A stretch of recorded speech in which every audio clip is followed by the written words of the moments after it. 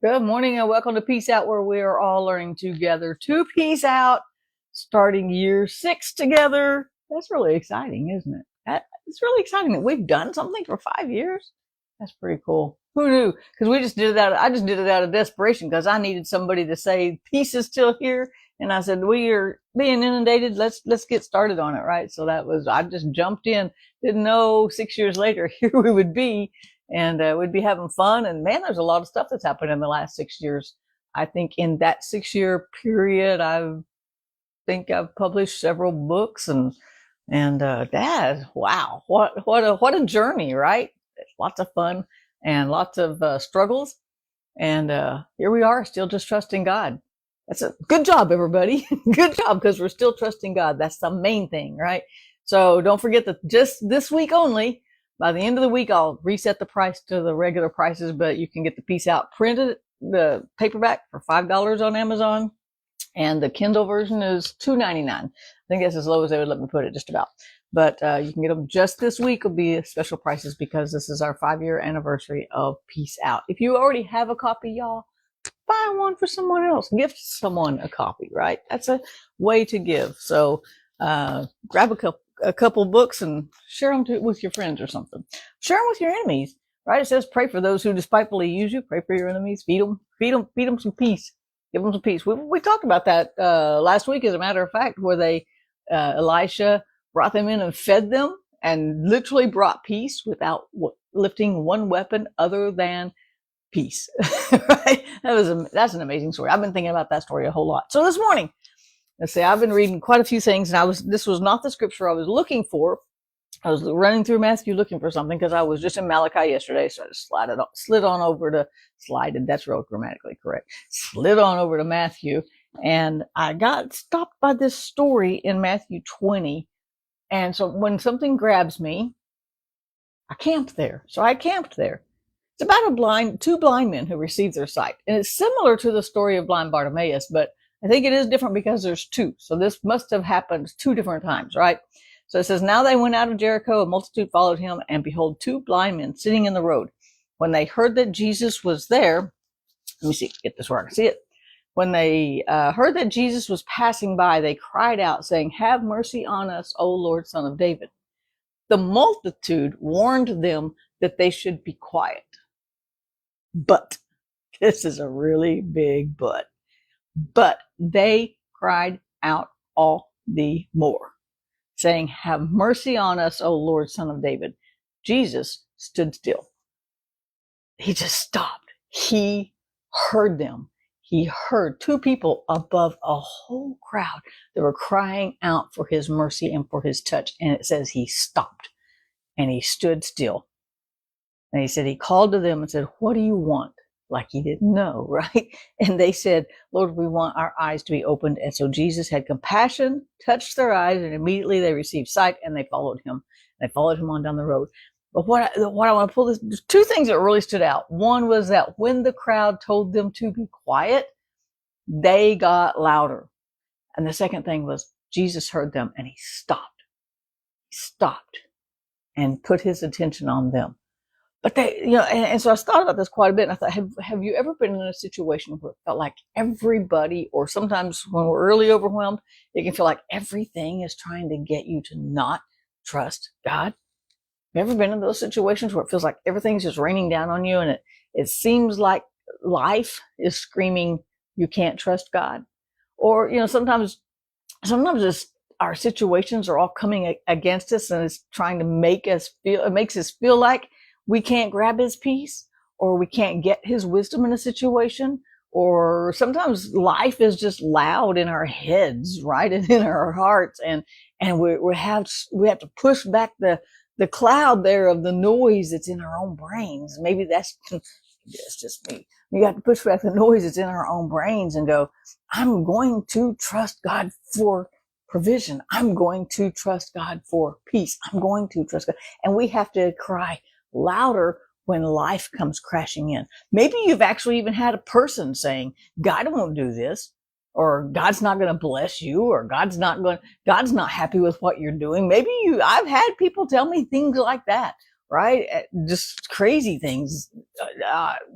lots of times people are just telling you, and sometimes it's not so much a actual person with a voice. Like this was the multitude said, "Y'all be quiet, shh, don't bother him, don't bother him, shh, shh, it's Jesus, shh, be quiet." But Jesus stood still. Jesus said, "You ain't bothering me.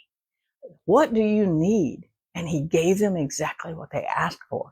And if we cry louder from our heart for God, you know what? He's going to stand still. He's going to stop and listen. I love the story of Hagar, where she said, God heard. He's a God who hears. He's a God who sees. And I was thinking about that in light of this, that Jesus heard their cries and he stopped. And that came from, and one reason that was really on my mind this morning was because back in Malachi yesterday, it says, those who feared the Lord spoke to one another, and the Lord listened and heard them. Listening and hearing is two different things, because somebody can be listening to you and you say things, and when it comes back out their mouth, it is not what you said. They didn't hear you. They were listening, but they didn't hear you. And so it says, God listened and heard them. God stands still when we talk about him. He stops and he says, what do you need in this situation? I need your peace, God.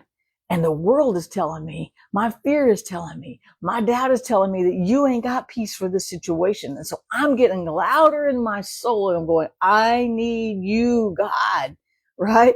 I gotta have you right here, right now, with me, in me, for me. I need to see the truth in the situation. I need to see that salvation is secure. I need to see that you are here with me. I need to see and understand that you have got me covered, that you're the keeper of my soul, that you're not sending me into life all by myself. You're walking through life with me. I need to see you, because that's the first thing these blind men saw, right? It says, they said, Lord, open our eyes. Jesus had compassion and touched their eyes, and immediately their eyes received sight. Now think about that. The first thing they saw was Jesus's outstretched hands to them. When God opened their eyes, he was standing there. Isn't that an amazing thing? It's like, whoa, right? And then it says they follow him. Isn't this sometimes, okay, I won't put anything on y'all. I'll say sometimes this is me. I'm looking at stuff and I'm going, I can't see the right way to go. I don't see the right choice. I don't see how to work through this. God, help me see your path. Help me see your compassion. Help me see and understand your peace. Help me see your provision. Help me see you. As I open up this word, a lot of times answers come. Answers just come. And I'm like, wow, this is amazing, right? When he opens our eyes and we see him, and all we got to do is follow him on down that road, because he's given us peace. He's given us his grace. He's given us his mercies. All we got to do is cry louder than our doubts. Cry out for him louder than our fears. Cry out for him louder than our discouragement or our depression or whatever we're facing today, because he is right there. He's listening. The crowd doesn't care. What would this story read? This is almost irritating, right? What would it look like had the crowd said, hey, yeah, hey, Jesus, these guys need you?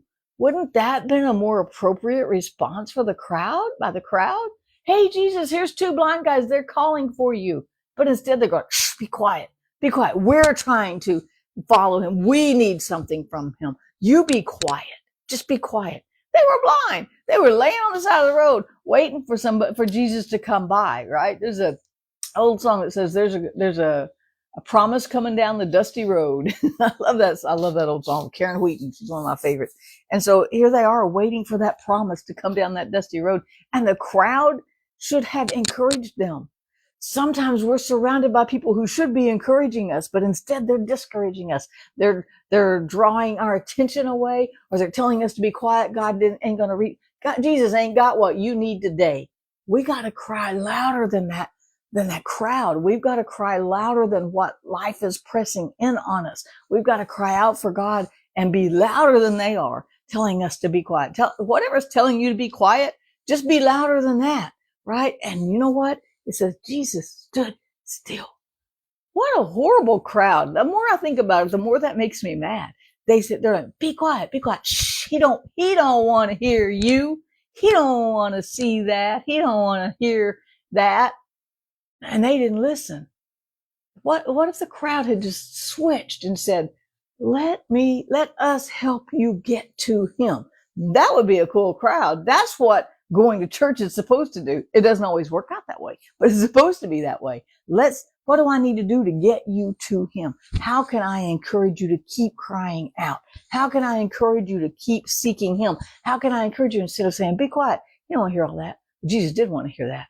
And he does want to hear your heart's cry today. As a matter of fact, he does hear your heart's cry today, even if nobody else hears it, even if it's a silent sigh that just comes deep in your soul. He gets everything behind that. And he stands still and says, I'm listening.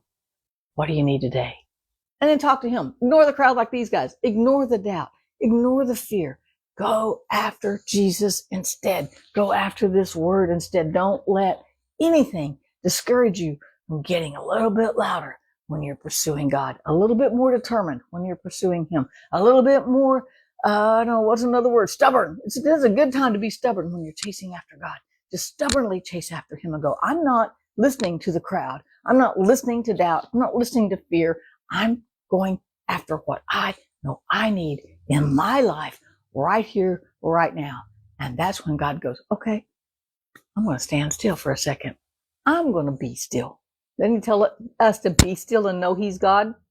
And then he says, I'm going to be still and acknowledge you as my child. I'm going to be still and acknowledge that here's my peace. Here's my grace. Here's my mercy. Here's whatever it is you're crying out for. Because they said, we need our eyes open. He didn't go, okay, let me heal your little toe because I see there's an infection there. No, he gave them just what they asked for. Lord, help me see.